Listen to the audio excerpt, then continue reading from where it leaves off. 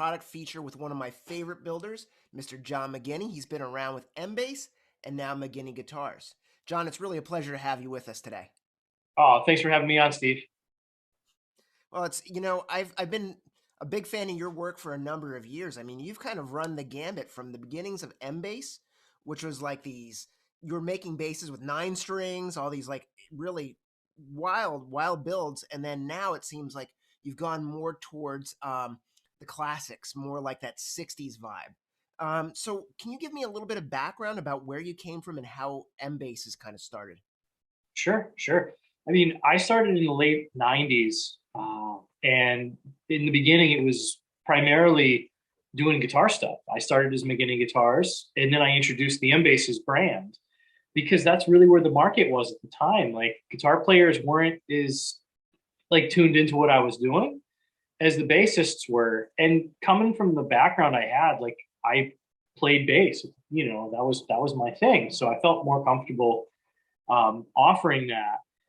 And really, it was just a matter of like what people were looking for at the time. The extended range thing was starting to really take off and grow, and I found like a niche that I could build in that vein.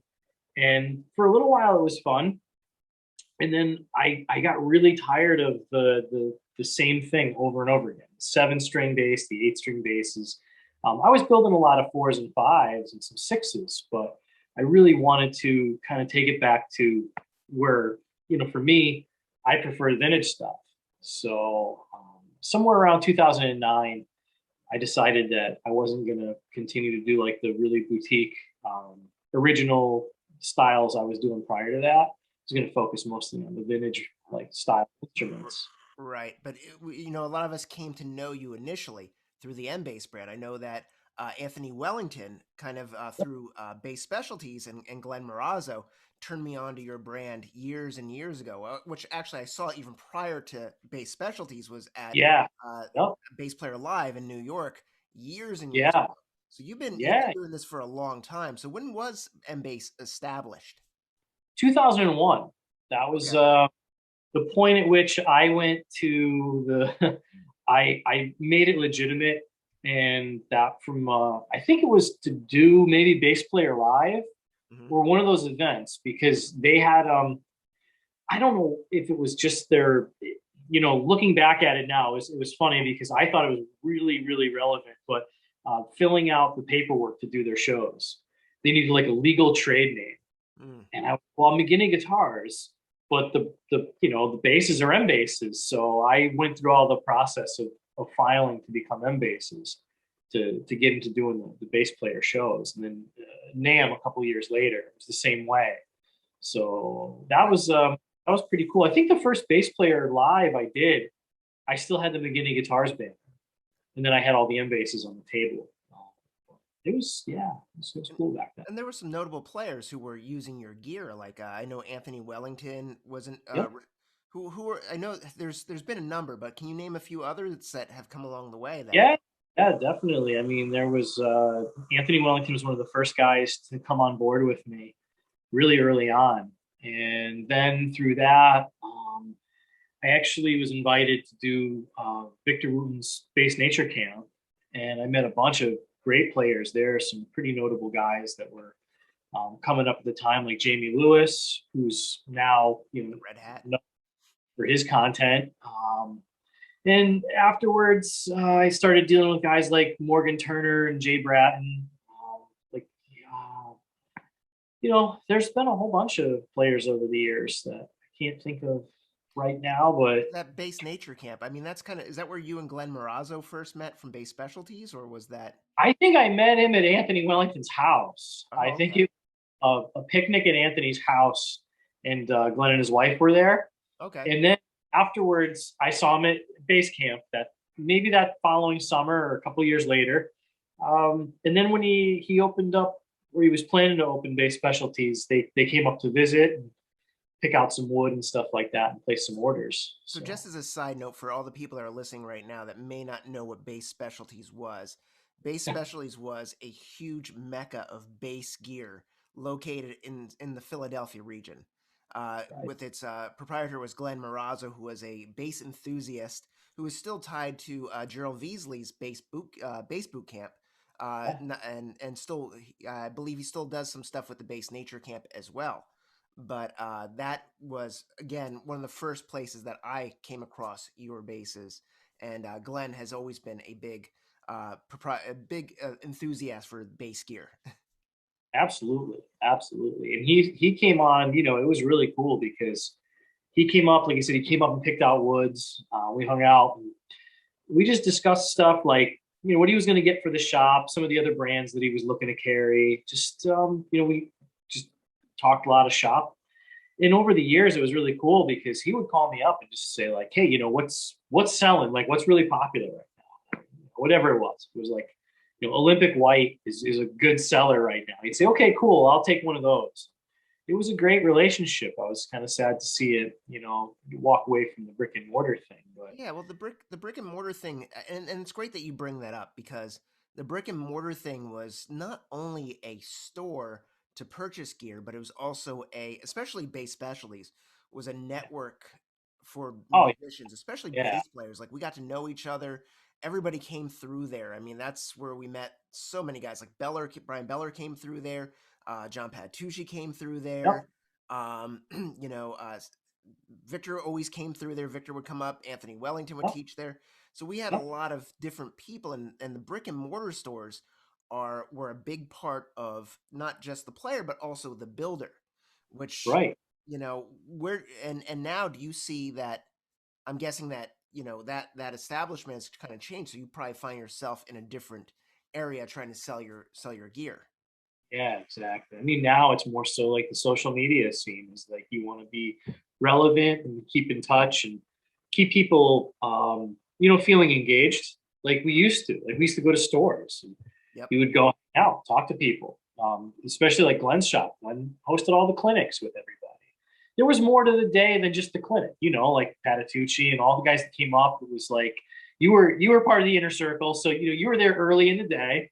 Usually like Glenn always had food brought in and Yep. everything. You guys, it was a hang, and then same with afterwards. And Yep. that was just events. I mean, growing up, I hung out in guitar shops around here, and it was just to hang out and hear all the old guys like ranting about their favorite things and stuff they don't like. That's how we learned. Right. It Well, was and just that's yeah, and that's really relevant for you because you cut your teeth studying in the shops with some of the older guys, right? Like, right, can you right. give us like a couple names? Yeah, I mean, coming up here in Connecticut, I was really lucky that I hung out in a vintage guitar shop. It wasn't really all vintage at the time; it was just a used guitar store, but they were starting to really become well known for vintage guitars. And right after, kind of in that same process, around the same time in the like 1997 ish, I met a builder named Ron Blake, and Ron came from the whole Dan Armstrong New York scene with Carl Thompson and those guys like Matt Humanoff. So, Ron had worked with Carl for, it was like about 20 years and was up here in Connecticut, had his own shop, and it was becoming really in demand at the time. His repair business was growing. And I, by chance, walked in the door and just showed him some. I was like, man, I'm interested in this kind of stuff. And here's some of the things I've done and some of the people I know. And he offered me the opportunity to come in and work as his apprentice. And I think it took me a couple of months to, kind of get up the courage to go back in there and take him up on it. But Wow. it was definitely an opportunity of a lifetime Yeah, because it seems like those situations kind of set you on your path. You're back to kind of where you set off.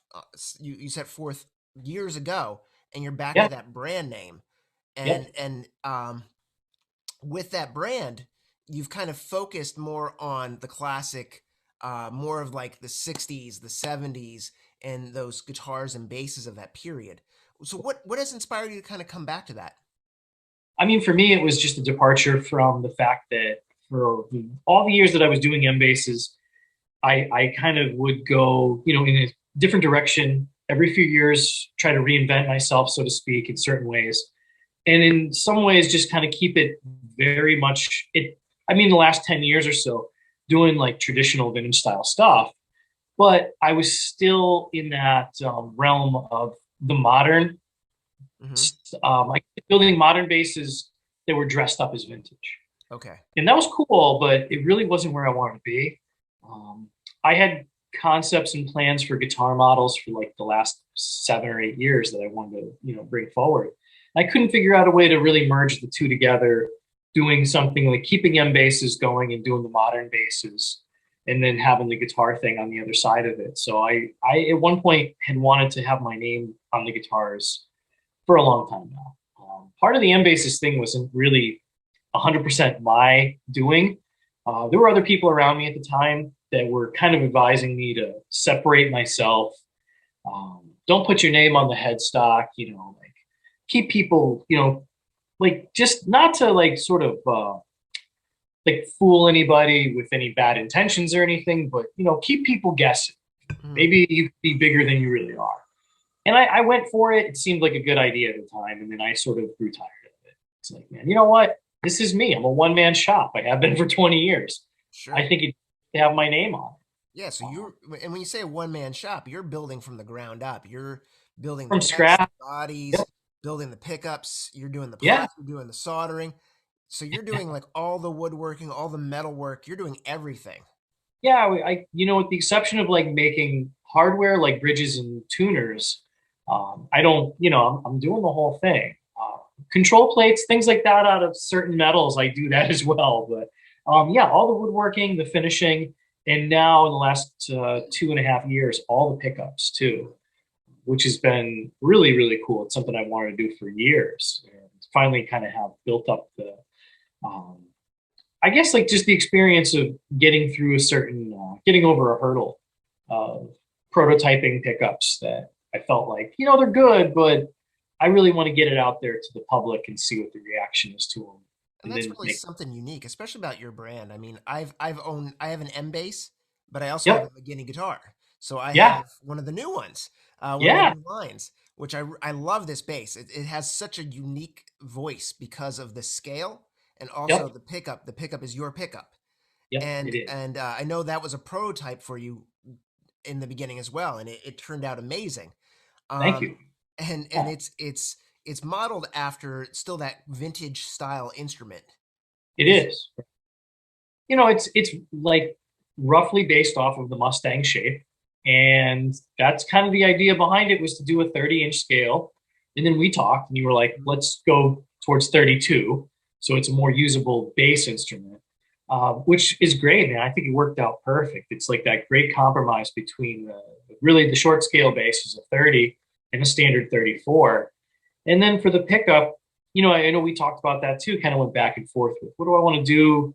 I knew I wanted a single coil. I feel like that's like really tried and true to a classic bass tone, especially in the vintage, side of things. Mhm. You really can't beat that. And I wanted something that was aggressive, something that stood out, something between like a P bass and a vintage jazz, like single coil, sort of something right in the middle. And that's where I kind of decided that I wanted to do like the Music Man style pole in a single coil shape. Um, and that's just kind of where it came from. And that But bass is now in works. production, right? Like it's a model Yeah, that can be ordered. junior model. That'll be available with as a 30-inch scale as standard, a 32 is an option, and I have some in the works now. It's been so chaotic for the last year with everything that I just haven't been able to lock down to do like okay, I want to build 4 of these and just have them as demos. It's been really hard to commit to that. So bits and pieces are started here and there, but people can definitely check it out. I think Instagram is probably the best shot at seeing a bunch of photos of it right now. And like once I have a little bit more, we'll put something together and put What it on the web. what is the Instagram page? What's the The name? Instagram is Maghini Guitars, Maghini App Guitars. Guitars. So Awesome. cool. Is Yeah. that's one of the best places to contact you too if you have questions too, right? Yeah. Yeah, it definitely is. Or they can always email me. That's just John at McGinnyGuitars.com. So Almost slipped there, huh? almost flipped. Yeah, it's been so many years of the MBasses web address and the email. But John at McGinnyGuitars.com. I still check it. It's just second nature to check the email. So, every day. so John, in the lineup, you currently have your P bass, Right. Classic but also, electric model, and now you have the Jupiter, the Jupiter. but you also have a lineup of guitars too, because there's a lot of Yep. doublers out there. There's a lot of bass players who also love guitar. You have some Yeah. really unique styles of guitars as well. Thank, thank you. Yeah. Yeah. What are those Definitely models? a great thing. So the Satellite model and the Zenith are my two guitar models, and they're both right now the standard is a 25 and a half inch, like a Fender scale. Hmm. They sort of base around that Fender Telecaster three saddle bridge is standard as well. And kind of building off of that, they're more of like a retro inspired instrument that has um, a feel of a vintage guitar in so many Nice. ways, not just the look. The aesthetic is there, but I wanted the instruments to really feel the part, like that's what I love about vintage guitars so much is not, the look is great, but they have to feel a certain way. Absolutely. And a lot of the manufacturers kind of like they make cool stuff and everybody has their own thing, but sometimes you'll notice details that fall a little short. So there's little things like the way I roll the fingerboard edges, or even some of the aging on the finishes. Just it's more natural to me. I think it gives it like I try to do it in a more um, a more realistic look. I don't want them to be too heavily beat up. It's just you still Right. want to be able to beat it up yourself. So Right, right. Well, I think that's one of the unique things, especially about the one man shops. And we know a few guys who also are one man shops, but you yeah, guys are there from the start to the finish. So you're yeah, overseeing every step of the way. Versus something that's thrown into, it's a slab form. It goes through a machine and ends up in five other people's hands before it's finished. right. So, so from beginning to end, you're kind of perceiving this build all the way Yeah, through. yeah. I mean, it's a big part of it for me is to be hands on from the time that the wood's being selected, the way that the template, even just like gluing up the boards. Oh, you got I'll one pull there that you can show us? out. Yeah. So like today, just starting to size up some alder Oh, for nice. body that'll be cut, and just the way that the grain's oriented. So I have a way of looking at it. Certain different things jump out at me, and I want to put them together in a certain order. Things as simple as that. That it's going to make a. It might not make a difference to the tone of the instrument long term, but I'm looking for certain things that are going to be the aesthetic is there, but also um, if the body does move Hmm. over time, wood is definitely moving. It's a moving thing. So Organic. kind of yeah, certain way to get the grain oriented. So if it does tend to want to move around a little bit, it'll move in a direction where it's like pretty much unnoticeable. Mm. And, Just little. I've noticed that even with your fretboards, like you're meticulous. Like Thank you. your frets are meticulous. Everything is spot on. And I think you have a neck with you there too. I do. I have a roasted one piece that's going to be going on a classic electric 58 style. So no fingerboard, just one slab of maple with the truss rod put in from the back. And this is pretty much the standard of what I've been doing with the basses lately. 1 3/4 nut width. It's very true to form. The profile, everything has been taken off of examples of that year. So in this case, it's a 58. Um, my profile gauges were made off of a 58. So it's not like I'm winging this thing. It's like I'm calling it a 58. This is all the specs, including the body template. It's true to form. Here, every little detail about it was taken off of a 1958 precision bass. You know, that's really where it's for me. I guess it's like more of a challenge to replicate something and hand the finished product to somebody that has the real thing, has like the genuine article at home, and see how it compares to it. So far, it's been pretty positive. It's definitely been it's met my expectations of what I was looking to do. So I'm happy. That's awesome. So Yeah. what do you see in the future? What other builds do you have? What other ideas are coming down the pipe, you think? Yeah, I want to do I want to do another four-string bass that's maybe not in the vein of the, the body shapes of the vintage Fender stuff that I've done. Something that's like more unique, something that fits that whole vibe of what I'm doing with the guitars. Maybe a little bit retro, that space age, space race kind of vibe. But with traditional appointments, it would still get the vintage bridge. I would still make some kind of a. I would assume a pickup similar to what I put in your bass is going to go in a lot of basses because that turned out really cool. I like that. I like that concept. So that's something that I'm looking forward to working on in the future, and just keep growing it. Right now, it's been a couple of years. Obviously 2020 didn't produce too much in terms of live events or trade shows or anything like that. So every little bit helps, but definitely to grow that, you know, uh, get get people aware of the fact that this is what I'm up to these days, and Sure. yeah, But expect to see some cool stuff. so they say summer NAM may happen. Have you heard anything about that? I saw, yeah, I did. I saw some stuff about it, but I haven't seen anybody signing up for it. I haven't heard from anybody that's going.